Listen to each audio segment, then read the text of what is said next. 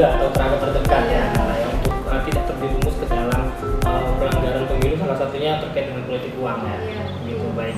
Bagus sekali ya motivasi sahabat-sahabat sekalian untuk mengambil peran dalam pelaksanaan pemilu, khususnya setelah sahabat-sahabat sekalian belajar tentang pemilu di SKPP.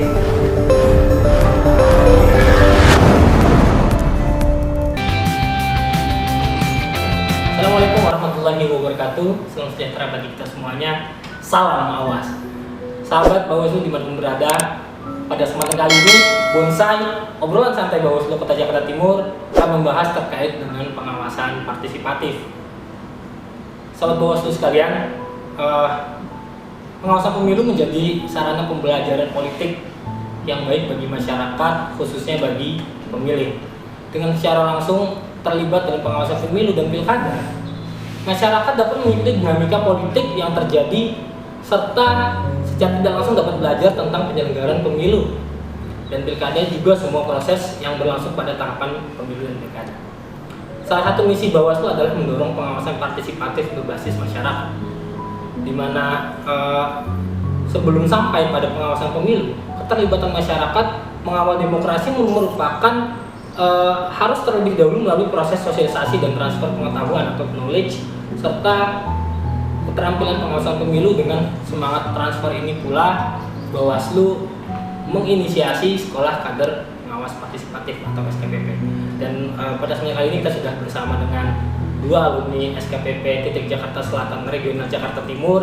Yang pertama ada sahabat Fahri Ahmad Divinubun dan sahabat Noralia Dufa. Sehat semua ya? Sehat. Sahabat Fahri dan sahabat Noralia ya.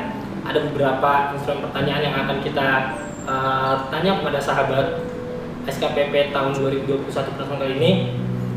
Yang pertama terkait dengan SKPP ya, sahabat Fahri dan sahabat Nora. Sebagai alumni SKPP, pengetahuan apa sih yang sahabat Fahri dan Nora dapatkan setelah mengikuti Sekolah Kader Pengawas Partisipatif tatap muka pertama kali semenjak terjadinya pandemi 2020 sampai 2021 ini? Dari sahabat Fahri itu mungkin silakan. Ya, makasih sahabat Ado yang sangat semangat sekali. Jadi sebenarnya banyak sekali ya kalau soal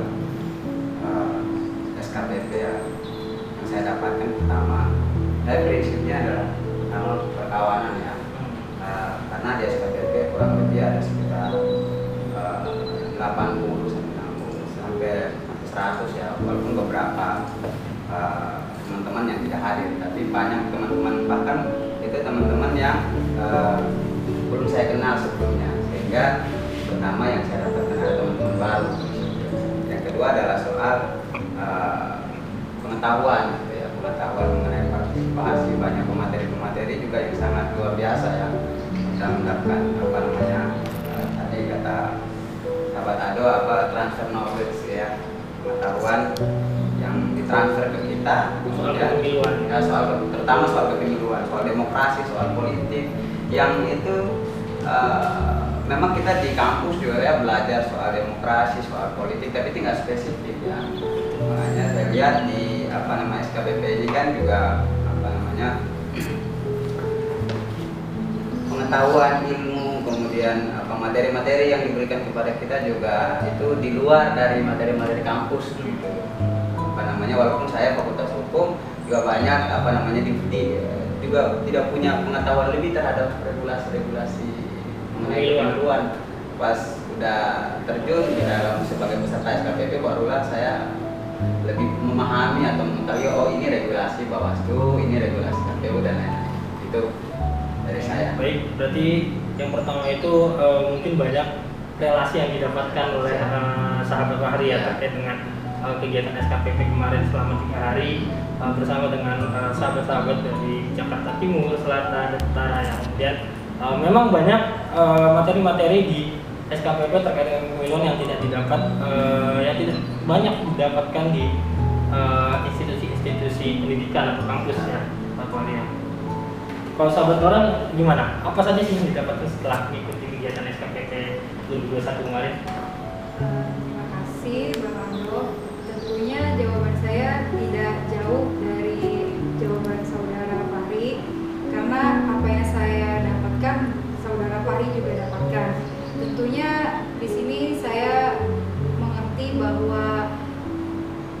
keterlibatan partisipatif dalam kepemilian ini sangat penting, apalagi di masyarakat kita ini kan belum banyak yang paham tentang terkait pemilu, cara membedakan mana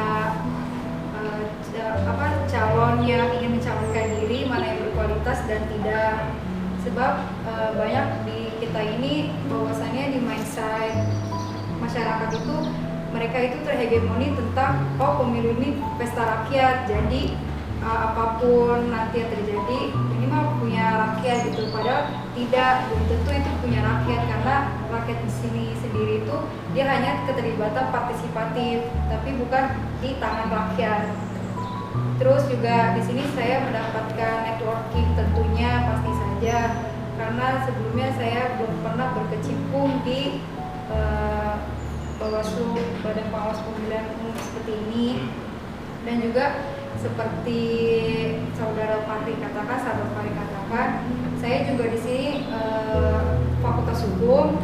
Tentunya di sini saya banyak belajar mengenai regulasi-regulasi terkait pemilihan umum, di mana banyak sengketa-sengketa yang terjadi di pemilihan umum, di mana saya dapat mempelajari bahwa sengketa ini tuh terkait dengan pasal ini, terkait pasal ini. Jadi kita bisa banyak regulasi berbawaslu yang tidak disampaikan di kampus ya, ternyata ada di sekolah kader pengawas partisipatif ya. Tentunya saja. Dan terlebih lagi di sini sebagai alumni dari SKPP, saya bisa mengedukasi setidaknya dari orang-orang terdekat saya dulu, contohnya orang tua, tetangga, terkait mengenai pelanggaran-pelanggaran yang terjadi di pemilihan umum nanti. Mungkin itu aja sih pengalaman dari saya. Bagus sekali ya, ternyata apa yang didapatkan oleh sahabat Fahri dan Nora ini sebenarnya hampir mirip tapi tak sama ya. Karena semuanya mendapat relasi, namun semua mendapatkan pengetahuan, knowledge tentang kepemiluan yang sama, namun kesannya berbeda. Oke, jadi kira-kira setelah mengikuti kegiatan SKPP ini, sahabat-sahabat sekalian ini termotivasi nggak sih untuk mengambil peran dan mewujudkan pelaksanaan pemilu yang berintegritas setelah mengikuti SKPP 3 hari kemarin? Kalau saya termotivasi untuk mengambil peran dalam sebenarnya peran itu kan banyak ya, banyak peran sebagai penyelenggara pemilu, sebagai pemilih, sebagai pemantau, sebagai masyarakat juga sebagai mahasiswa punya perannya. Saya kan kebetulan sudah lulus, kemudian pasti mengambil peran di posisi sebagai masyarakat kira-kira. Kalau tidak masuk sebagai penyelenggara gitu ya, penyelenggara atau dari PTPS atau segala macam lah, mengawasi atau sebagai pemantau gitu. Kalau saya pribadi itu ya, pengetahuannya saya dapat di dalam Bawaslu, di dalam SKPP ini kan saya justru lebih tertarik sebagai pemantau, bukan pengawas, karena sebagai civil society ya. Civil society aja sebagai pemantau, di luar struktur institusi ini. Makanya saya juga kebetulan juga orang yang memang bisa dikatakan organisator. Jadi di luar itu ada masuk di NGO, bergabung dengan teman-teman pemantau, kemudian memantau berjalannya proses pemilu supaya lebih jurdil, lebih jujur. Mewajibkan untuk sesuai dengan amanat undang-undang, jujur dan jurdil ya. Berarti motivasinya ini lebih ke arah bagaimana kita mengedukasi pemilih lewat civil society ya, sahabat Fahri ya. Bagus sekali, berarti memang sahabat Fahri ini organisatoris real, bisa dibilang. Bisa dibilang seperti itu ya. Oke. Baik, kalau misalkan sahabat Nora kira-kira apa motivasinya untuk mengambil peran dalam pelaksanaan pemilu setelah mengikuti SKPP ini? Motivasi saya setelah mengikuti SKPP ini, tentunya saja saya ingin mengedukasi sekaligus mengadvokasi teman-teman, saudara, keluarga mengenai pemilihan umum ini. Apapun mereka ini sebagai partisipatif pemilu, mereka harus mengetahui apa-apa saja sih yang nggak boleh mereka lakukan dalam pemilihan umum ini, apa saja yang termasuk pelanggaran, yaitu misalnya money politik uang, yang dimana banyak hari ini terjadi fenomena di Indonesia bahwasannya jika seseorang yang mencalonkan diri, maka orang tersebut harus memiliki setidaknya uang maupun kekuasaan. Nah, Nah, saya ingin mengedukasi, mengadvokasi orang-orang terdekat saya bahwasannya jangan gampang memilih orang berdasarkan uang maupun power, tapi melainkan kualitas, kapabilitas seorang tersebut dalam memimpin suatu organisasi besar, apalagi memimpin suatu negara. Jadi itu sih motivasi saya setelah mengikuti SKPP ini, yaitu edukasi sekaligus mengadvokasi. Salah satunya teman keluarga atau kerabat terdekat ya, yang untuk tidak terjerumus ke dalam pelanggaran pemilu, salah satunya terkait dengan politik uang ya. Gitu, baik, bagus sekali ya motivasi sahabat-sahabat sekalian untuk mengambil peran dalam pelaksanaan pemilu, khususnya setelah sahabat-sahabat sekalian belajar tentang pemilu di SKPP ini ya. Berbicara tentang soal kepemiluan, kira-kira menurut sahabat-sahabat sekalian nih, penilaian sahabat-sahabat sekalian terhadap kondisi pelaksanaan pemilu di Indonesia saat ini kira-kira bagaimana? Dari misalkan mungkin sahabat-sahabat sekalian mengikuti pemilu 2019 kemarin sampai pilkada tahun 2020, kira-kira bagaimana penilaiannya dari sahabat Fahri? Kalau dari saya sebenarnya sentimen pemilu kita di Indonesia kan penuh dengan sentimen, banyak sentimen agama, kemudian sentimen perbedaan ideologi dan seterusnya. Itu yang saya lihat sentimen. Itu 2019 kita diperhadapkan dengan sentimen agama gitu ya, yang begitu kencang. Sara ya? Iya, sara istilahnya dia, lebih spesifik atau bahasa politiknya sara gitu. Bahasa politik atau bahasa undang-undangnya sara. Nah, itu yang sangat-sangat luar biasa terjadi di tahun 2019 itu ya. Sehingga kemudian kualitas demokrasi kita, kemudian kualitas daripada para pemilih kita juga memilih atas dasar kepentingan, merasa bahwa saya memilih calon ini karena dia sesuai dengan paham yang saya sesuai dengan keyakinan, bukan sebagai bukan melihat integritas atau kapabilitas dari bukan sebagai pemilih yang cerdas gitu, pemilih yang melihat calon itu pada tataran kualitas visi misi, kemudian program kerja, bukan itu, tapi kemudian kepentingan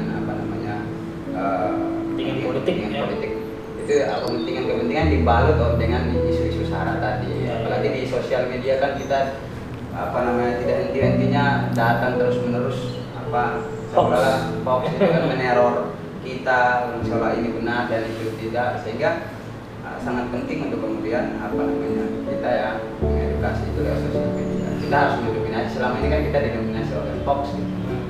Banyak akun-akun anonim gitu yang meresahkan masyarakat, dan banyak masyarakat itu tidak mengerti bagaimana menangkal hoax tersebut. Makanya sahabat-sahabat di SKPP ini yang menjadi penyambung lidah ya, menjadi penyambung lidah untuk mengedukasi masyarakat agar tidak terjerumus pada hoax ya. Dan berarti banyak soal isu sara ya, yang dinilai oleh sahabat Fahri terkait dengan pelaksanaan pemilu di Indonesia kemarin ya. Karena kita menyambut pemilu tahun 2024. Sangat tajam ya pengamatan dari sahabat Fahri di soal sara, tapi umum itu ya. Sudah sangat rahasia umum ya. Kira-kira kalau dari sahabat Fahri gimana terkait dengan pelaksanaan pemilu di Indonesia ini? Kalau saya melihat kondisi pemilu di Indonesia, maka saya membagi menjadi 3. Yang pertama itu manipulatif uang, kedua isu sara, ketiga hate speech. Dimana sebagai alumni SKPP Sekolah Kader Pengawas Partisipatif, tentunya kita sebagai pengawas partisipatif sangat mengawas diri terhadap fenomena-fenomena tersebut, di mana kita harus memutus rantai terhadap manipulatif uang, isu sara maupun terhadap hate speech tersebut, di mana lawan satu menjatuhkan lawan satu.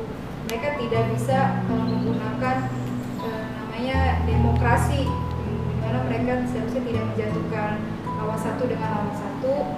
Mereka seharusnya bisa berkontestasi dalam politik secara jujur, adil, terbuka, bukan malah menjatuhkan lawan satu dengan lawan lain. Itu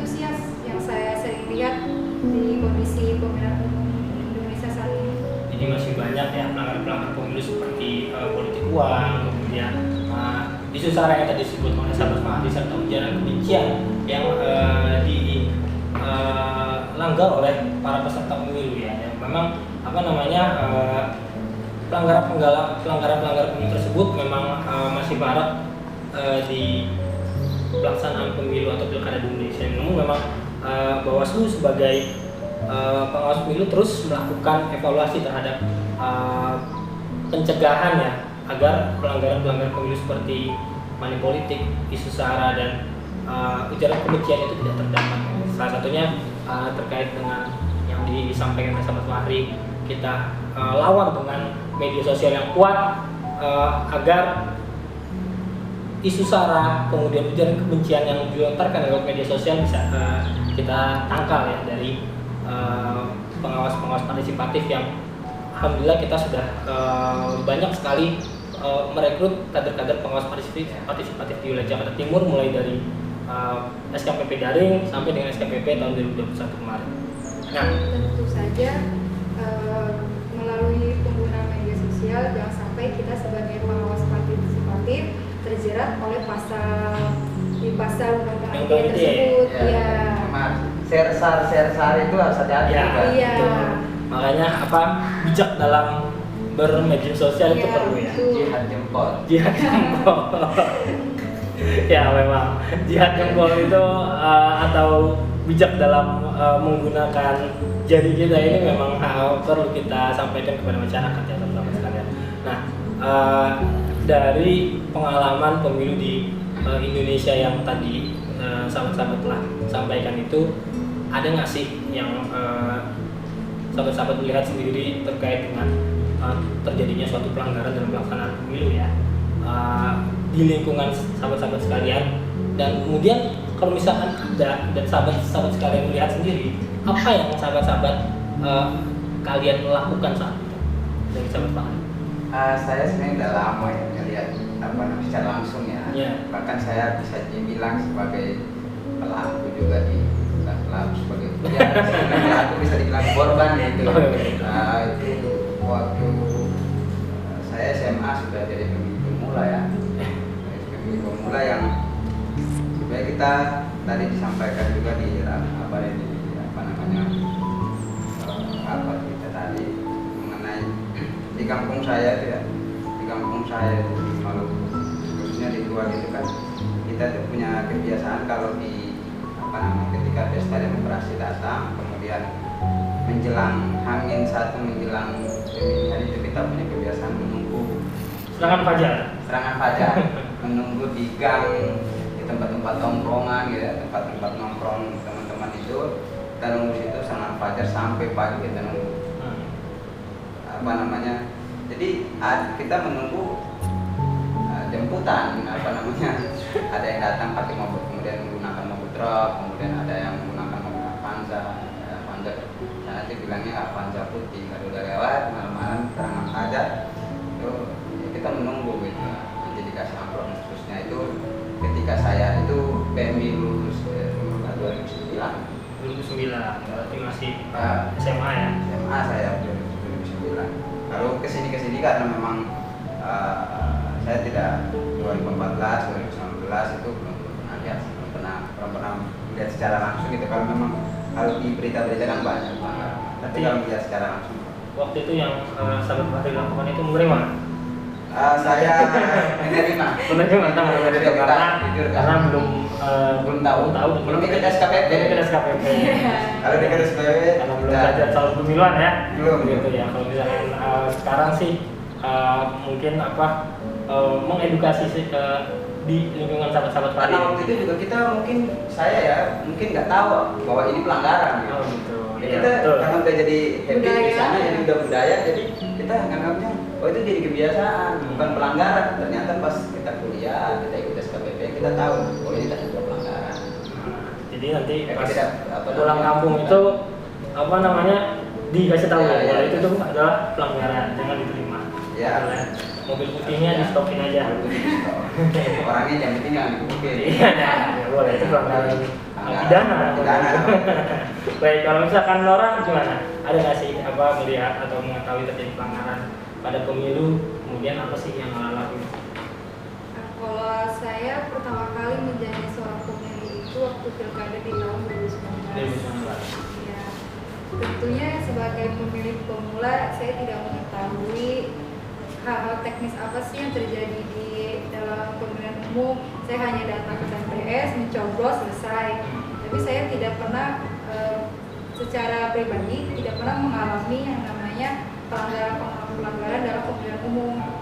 Karena mungkin di situ saya masih pemilih pemula, tapi saya pernah melihat orang tua saya dapat ini bingkisan, gelas, terus kalender bertuliskan si calon tersebut. Ada identitas calon tersebut? Iya ada, tapi saya tidak tegur karena saya tidak tahu apakah itu pelanggaran atau bukan? Iya, karena di situ kan saya juga nggak tahu edukasinya apa sih terkait hal tersebut. Jadi saya membiarkan hal tersebut seperti ya udah nggak apa-apa. Yang udah kebiasaan. Iya udah kebiasaan.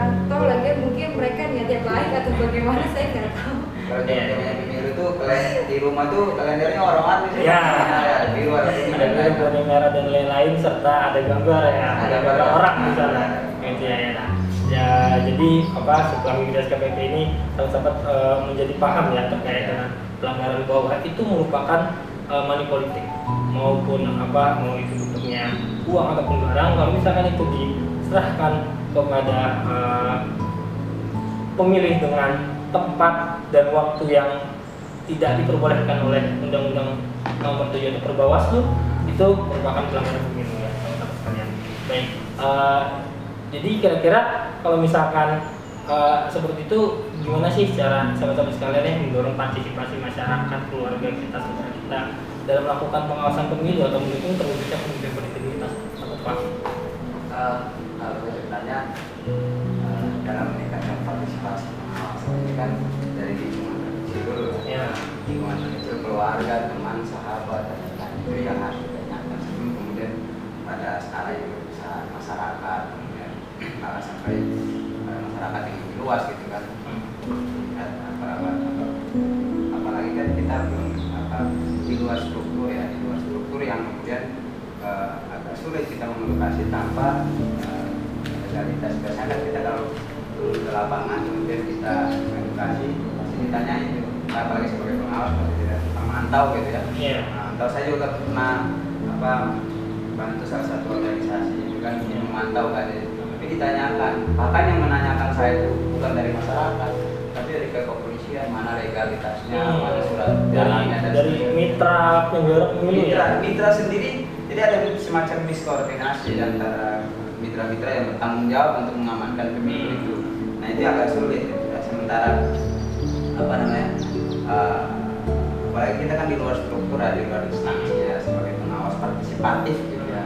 Kita yang minimal keluarga sendiri, keluarga, kemudian kalau di kampung saya, di daerah saya itu kan kita pasti punya keluarga besar. Kalau satu marga itu kan marganya banyak, banyak keluarga besar. Nah dari keluarga di dalam keluarga di rumah kita sendiri, kemudian ada keluarga besar, kemudian ada persekawanan teman-teman dekat kita, kemudian sahabat-sahabat tongkrongan kita dan lain itu. Dari situ jadi kita jadi berantai, pesan berantai. Jadi kita memberikan pesan ke mereka, kemudian mereka juga memberi pesan kepada teman-teman mereka yang lain yang kita nggak kenal, gitu, keluarga mereka dan lain-lain. Nah itu yang bisa saya lakukan. Ya. Jadi sebagai pengawas partisipatif. pendekatan kekeluargaan dan nasional ya yang di lingkup kecil, dimulai dari lingkup yang kecil akan menjadi besar dengan mata rantai. Kalau misalnya program dan lain-lain harus lewat sosial media dan seterusnya itu sudah paham Sudah lah, pasti. Ya, udah pasti itu. Ya baik, bagus ya terkait dengan cara mendorong partisipasi masyarakat khususnya dimulai dari lingkup kecil ya, Sobat Fahri. Kalau Sobat Fahri bagaimana kira-kira cara mendorong partisipasi masyarakat, keluarga, saudara ataupun di lingkungan RT Nora atau Fahri sendiri gitu?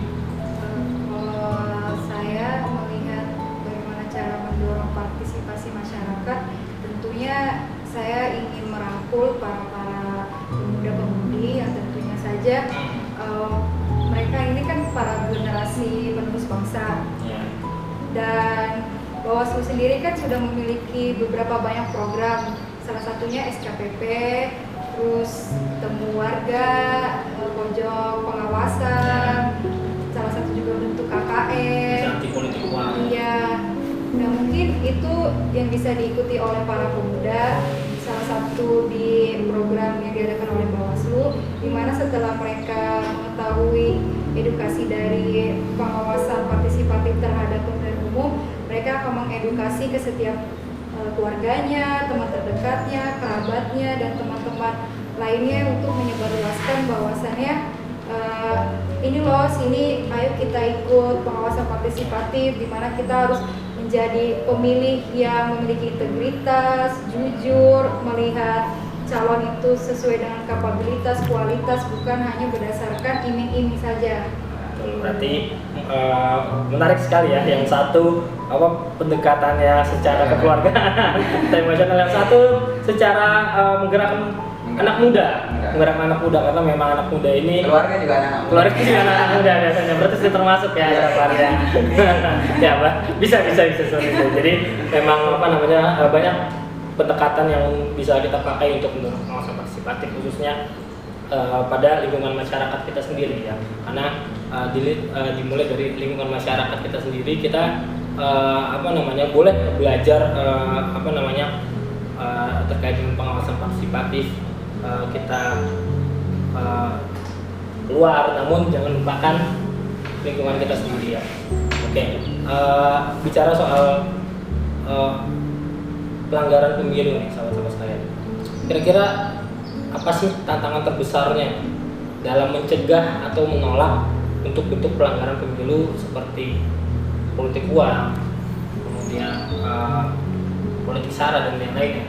Kira-kira tantangan terbesar apa sih menurut sahabat-sahabat sekalian? Kalau saya, tantangan terbesar kita kan sebenarnya kalau dalam segi politik uang kan kita punya sebenarnya tantangan itu bukan berdiri sendiri. Ya kenapa kemudian nggak ambil dulu, kenapa dia ambil duitnya, itu kan punya tantangan sosial, kemudian ekonominya dia dan seterusnya. Nah bagi saya sebagai Bawaslu, yang bertanggung jawab untuk meningkatkan partisipasi masyarakat atau mengeluarkan masyarakat dari zona dari politik uang itu.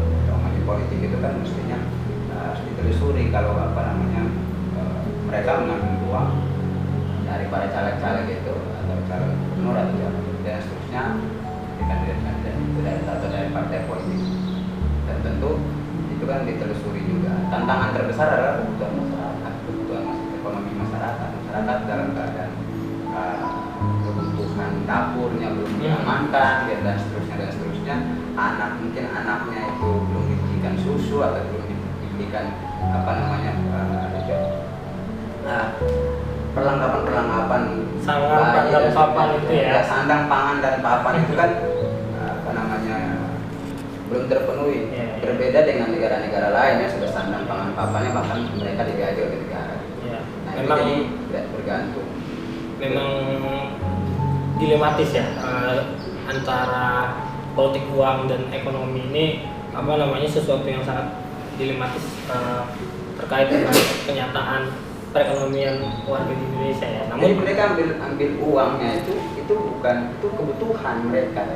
Menurut mereka kebutuhan ya. Iya, karena namanya kebutuhan kita harus ambil apapun konsekuensinya. Iya. Betul benar. Dan sebagai kader pengawas partisipatif mempunyai tantangan besar itu mungkin sahabat sekalian bisa bisa memberikan pemahaman kepada masyarakat bahwa jangan sampai karena uang sekian itu 5 tahun ke depan itu kepemimpinan yang dia pilih dari politik uang menjadi kepemimpinan yang menghancurkan sahabat sekalian ya. Menurut Nora apa tantangan terbesar untuk mencegah pelanggaran pemilu? Kalau menurut saya tantangan terbesar dalam mencegah pemilu ini yang pertama yaitu mental masyarakatnya. Tidak terlepas dari kesenjangan sosial yang sahabat Pari sampaikan tadi. Di mana mental masyarakat ini masih sangat diuji, di mana mereka tuh harus pilih antara pragmatis atau idealis. Tapi tentunya saja kalau kita sudah terjun ke masyarakat itu bukan berbicara lagi tentang idealis, tapi sudah pragmatis. Karena mereka harus memenuhi kebutuhan keluarganya, istrinya, suaminya, anak-anaknya, di mana apalagi mereka-mereka yang terpinggirkan, termarginalkan, mereka-mereka yang tidak dilihat atau dilirik lah oleh negara. Seharusnya fungsi daripada amanat undang-undang dasar kan yaitu memelihara orang-orang yang terlantar. Tapi justru negara sendiri mengabaikan hal tersebut.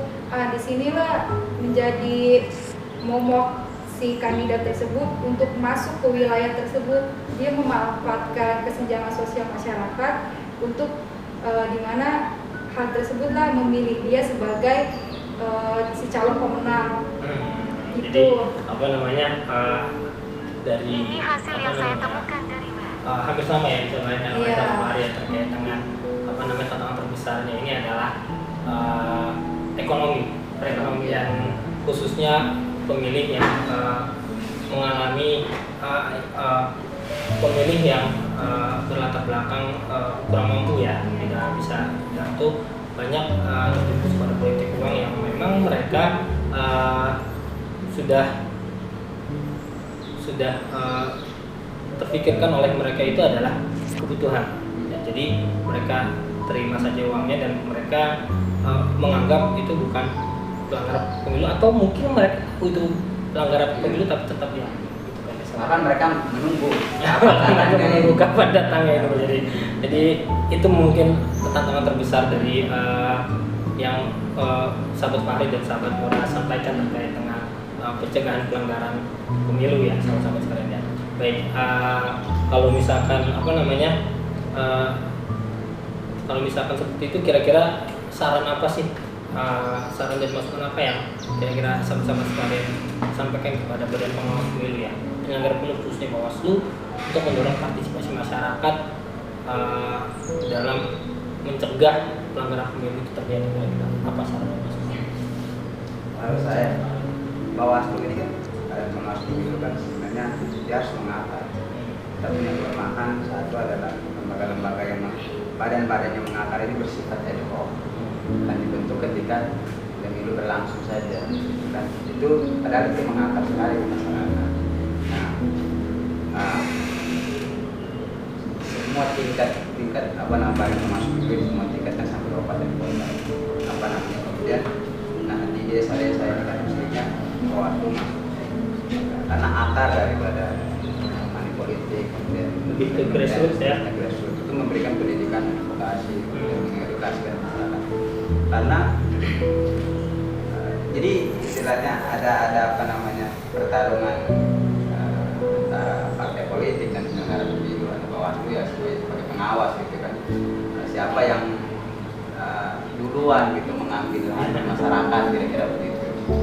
Dan Bawaslu mestinya masuk desa-desa ya seperti kalau di daerah lain desa ya di Jakarta kan RT. Di Jakarta ini apa namanya Bawaslu ini di tingkat yang ad hoc ini Ya. di tingkat kecamatan kelurahan sampai PTPS. Itu kan ad hoc dan dia bekerja hanya di hari-hari tertentu hari pemilihan saja. Di tahapan pemilu saja. Kira-kira gitu. Nah mesti ada apa namanya kan Bawaslu juga ada supervisinya kan. Nah supervisi itu dipergunakan komisinya semaksimal mungkin gitu. Kemudian turun ke bawah mengangkat di bawah apa namanya biar perlu Bawaslu membangun mitra kan mitra itu memang harus terikat kan ada MOU dan seterusnya mitra dengan apa namanya kepala RT kepala RW itu kan jadi apa namanya RT RW itu juga ikut mengawasi kira-kira begitu ikut mengawasi jalannya pemilihan umum yang demokratis apa namanya sesuai dengan asas-asas itu. Baik, kalau Nora kira-kira apa sih sarannya masukan Nora untuk Bawaslu khususnya apa terkait dengan mendorong pengawasan partisipatif agar masyarakat itu bisa mencegah terjadinya pelanggaran pemilu. Saran saya terhadap Bawaslu ini kan sudah memiliki beberapa banyak program. Yang salah satunya yaitu SKPP, terus temu warga, pojok pengawas, KKN dan lain sebagainya. Kalau saran saya terhadap Bawaslu lebih mengoptimalisasikan program-program kerja tersebut, di mana program kerja tersebut harus menyasar kepada tujuan dari program tersebut. Di mana seperti kita saat ini kan sedang melakukan yang namanya program obrolan santai di mana program ini bertujuan untuk mengedukasi masyarakat secara lebih luas ya, melalui daring. Ya, apalagi kan sekarang kan lagi zaman teknologi serba audiovisual. Jadi di mana masyarakat lebih mudah mengakses Bawaslu, bahwasannya ini Bawaslu sudah mengadakan program, yaitu salah satunya podcast ini. Ya, obrolan santai. Obrolan santai. Ya, baik. Jadi salah satunya itu Sahabat Fahri menyebutkan bahwa harus ada lembaga permanen ya di tingkat grassroots atau tingkat bawah, di mana supaya mengakar kepada masyarakat agar masyarakat itu tetap terkawal ya pengawasan partisipatifnya gitu. Nah, kalau misalkan memang di Undang-Undang 7 tahun 2017 ini mengatur bahwa Bawaslu itu Bawaslu dan KPU itu hanya sampai kabupaten kota untuk lembaga atau badan permanennya gitu. Nah, namun memang Bawaslu Kota Jakarta Timur sudah melakukan atau membuat program-program untuk mengakar kita sampai kepada grassroots, menyampaikan pengawasan partisipatif kita seperti pada tahapan pemilu kemarin kita ada ngobreng itu ngopi bareng ya. Ngobreng itu tuh program ngopi bareng, tapi kita jadi ngobreng itu sebelum pandemi. Sebelum pandemi itu kita ke rumah warga, kita ke RT, kita ngumpul di satu tempat untuk kita memberikan edukasi terkait dengan pemilu dan pilkada, khususnya pemilu tahun 2019 kemarin. Kalau ngobrol terus kemudian ada yang ngobrol bareng dan lain-lain, kurang ya. Ini nongkreng. Berarti nanti kita cari istilah yang lebih baik lagi ya. Untuk Pemprov DKI Jakarta memang keterbatasan kondisi kita ya selama pandemi ini, jadi program ngobrol ini jadi kita tunda dulu. Nanti insya Allah kalau misalkan pandemi sudah jauh benar-benar melandai, kita akan adakan lagi bersama dengan sahabat-sahabat sekolah kantor pengawasan partisipatif. Bawaslu harus sering nongkrong. Bawaslu harus sering nongkrong sama anak muda ya. Iya.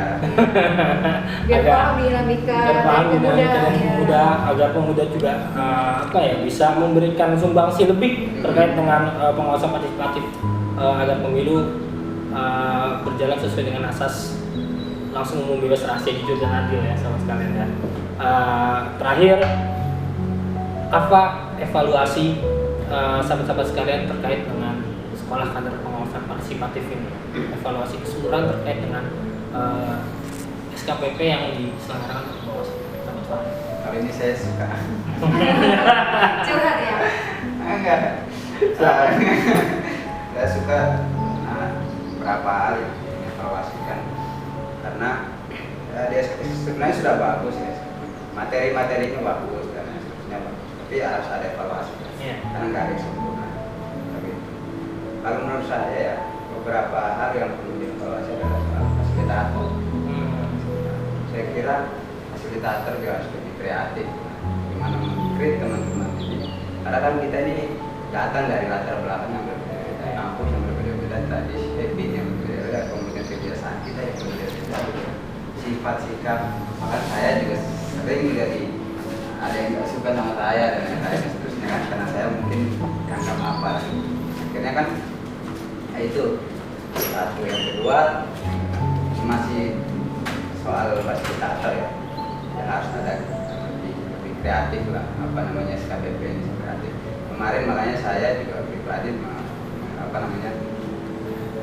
mestinya kita kan diberikan ruang lebih untuk berekspresi gitu di dalam SKPP itu. Karena kita diharapkan kan turun di masyarakat dan kita yang harus mendominasi masyarakat. Tapi kemudian yang terjadi di SKPP agak sedikit kita agak lebih didikte. Fasilitator itu malah seperti, kalau boleh saya mengatakan, seperti pemateri kedua. Jadi ada pemateri masuk, nanti fasilitator masuk dari pemateri lagi gitu. Mestinya kan diambil ruang itu dipakai untuk ruang itu dipakai untuk kita lebih mengeksplor. Jadi apa yang disampaikan oleh pemateri setelah fasilitator masuk itu kita eksplor lagi lebih luas. Karena kan luas sekali kan belum bicara politik itu kan bicara apalagi sekian banyak kita jangan lebih banyak ruang untuk fasilitator iya. Merangkum ya, tapi lebih banyak tapi lebih banyak membagi ruang untuk diskusi sama-sama iya. sekalian pada narasumber ya. Sehingga ada kita itu lebih tafsir itu atau menerjemahkan apa yang disampaikan oleh pemateri itu datang dari kita gitu. Kita yang karena pemateri boleh menyampaikan materi dengan fakta-fakta ini, tapi kan kita masing-masing punya fakta yang berbeda-beda. Saya punya fakta di RT saya juga punya fakta yang berbeda. Sehingga gimana fasilitator, namanya juga fasilitator kan memfasilitasi, bukan untuk mendikte gitu kan. Nah, itu evaluasi saya. Mohon maaf kalau mengenai tidak apa-apa, itu menjadi evaluasi yang membangun ya terkait dengan pelaksanaan SKPP ke depannya ya, kritik yang konstruktif tidak destruktif ya, sahabat Lari ya. Kalau sahabat Lari silakan, apa kira-kira evaluasi terkait dengan pelaksanaan SKPP kemarin? Mungkin kalau saya nggak jauh berbeda dari pendapat saudara Pari, karena yang dialami oleh saudara Pari juga saya alami. Jadi apapun yang dirasakan oleh sahabat Pari saya rasakan. Iya.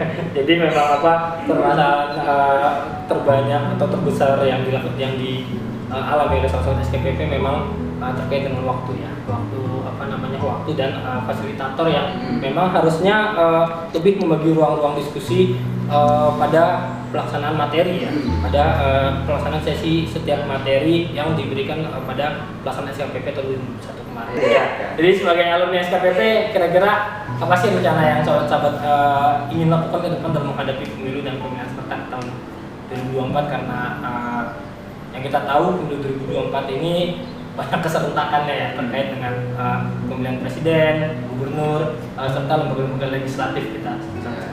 Dari sahabat Fahri mungkin silakan. Kalau perencananya ya, karena setelah itu SKPP mudah-mudahan ini kan SKPP dasar ya. Nah, SKPP menengah, ada SKPP lanjut, ada SKPP lanjutan, baru di sini kemudian mendapat satu kesimpulan atau pemikiran yang lebih luas. Tapi untuk sementara saya kira mengkonsolidasikan teman-teman yang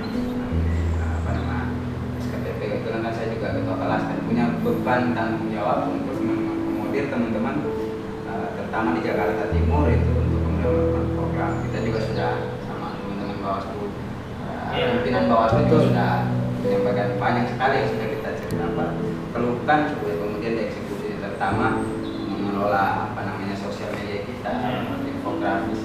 Sebenarnya pemilu serentak ini kan sangat penting untuk memberikan edukasi terutama bagaimana caranya kita memilih apalagi pemilih pemula kan sangat banyak 2024 ini kan banyak pemilih pemula yang harus diedukasi. Nah makanya kan mestinya kita, kalau saya punya kapasitas lebih, saya malah ke sekolah-sekolah karena sekolah-sekolah itu lah karena 2024 kita punya pengalaman memang baru satu kali pengalaman 2024 itu 2019 pemilu serentak, apalagi sekali ini ada ditambah lagi dengan gubernur gitu pemilihan kepala daerah ya. Memang Bawaslu Kulgut Kampus itu memang kemarin sudah kita rencanakan matang selama tahun 2020, namun di awal tahun 2020 Februari itu kan sudah pandemi ya. Kalau kampus lebih gampang diedukasi, lebih gampang anak-anak sudah, karena sahabat-sahabat mahasiswa ini biasa dan sudah terbiasa belajar soal kepemiluan ya Iya. biasanya. Apalagi mereka juga banyak ikut organisasi eksternal yang Iya. sudah memang berputar di wilayah mungkin di kampus kan, di kampus nggak ada walaupun kecil ada Ya, ada pemilihan Iya. badan eksekutif mahasiswa dan lain sebagainya. Kayak bagus sekali ya rencana ketua kelas ya. Ketua kelas SKPP Jakarta sebenarnya Timur. Ya. bagus dan tidaknya kan kalau eksekusi baru dibilang Ya, bagus. betul. Kalau Jadi masih wacana belum. harus ada eksekusi di dalamnya ya.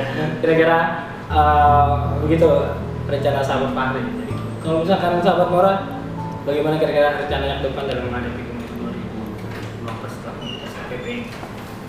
Kalau saya, rencana saya menghadapi pemilu SKPP yang akan datang tahun 2024 tidak terlepas dari pandangan sahabat Fahri, tapi saya memiliki pandangan bahwasannya negara Indonesia juga harus melihat terhadap kondisi yang terjadi di masyarakat ini. Apalagi kan tahun 2024 ini masa transisi dari pandemi sekarang ini, di mana Indonesia sedang mengalami penurunan APBD, terus juga utang negara semakin meningkat. Seharusnya itu sih yang lebih diperhatikan oleh negara Indonesia terhadap pemilu serentak ini. Apalagi dicanangkan bahwasannya pemilu serentak ini akan memakai dana besar-besaran kan? Biayanya. Iya, biaya besar-besaran. Nah, dari mana Indonesia mendapat biaya tersebut jika bukan dari menghutang lagi?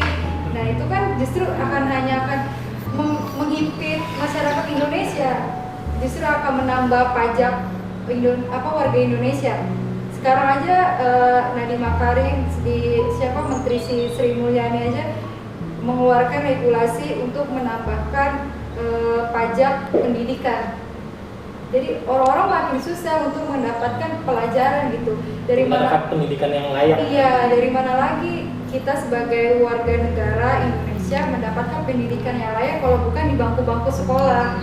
Apalagi sekarang pajak sudah dinaikkan. Terus gimana caranya orang-orang yang makin miskin justru nanti akan miskin, ditambah lagi tidak dapat pendidikan yang layak. Justru saya berpikir bahwa seharusnya Indonesia ini memikirkan kesejahteraan rakyat, memikirkan kesejahteraan pendidikan para pemilih masyarakat di Indonesia. Itu sih pandangan saya sebagai pengawas partisipatif. Sangat luas ya kritiknya. Sangat luas sekali karena memang pelaksanaan pemilu 2024 itu banyak sekali polemiknya. Namun bagaimana kita menyikapinya itu ya nanti akan kita diskusikan bersama lebih lanjut ya terkait dengan pelaksanaan pemilu serentak tahun 2024 yang akan dimulai tahapannya insya Allah tahun depan, sahabat sekalian. Baik, terima kasih sahabat-sahabat sekalian, sahabat Fahri dan sahabat Nora yang telah bersedia untuk mengikuti atau bersedia diwawancarai dalam obrolan santai kali ini. Interview. Enggak, kita kan obrolan santai. Nah, jadi kita semua santai di sini. Jadi enggak ada yang tegang walaupun Fahri tadi sebelum tapping itu bilang kursi panas. Kita terima kasih sahabat Fahri dan sahabat Nora ya. Semoga ke depan lagi kita akan bertemu di ruang-ruang diskusi yang lainnya. Terima kasih juga sahabat-sahabat Bawaslu yang telah mengikuti Bonsai edisi pengawasan partisipatif kali ini. Jangan lupa subscribe, like, dan bunyikan lonceng di akun Humas Bawaslu Jakarta Timur. Terima kasih. Assalamualaikum warahmatullahi wabarakatuh. Waalaikumsalam. Salam awas.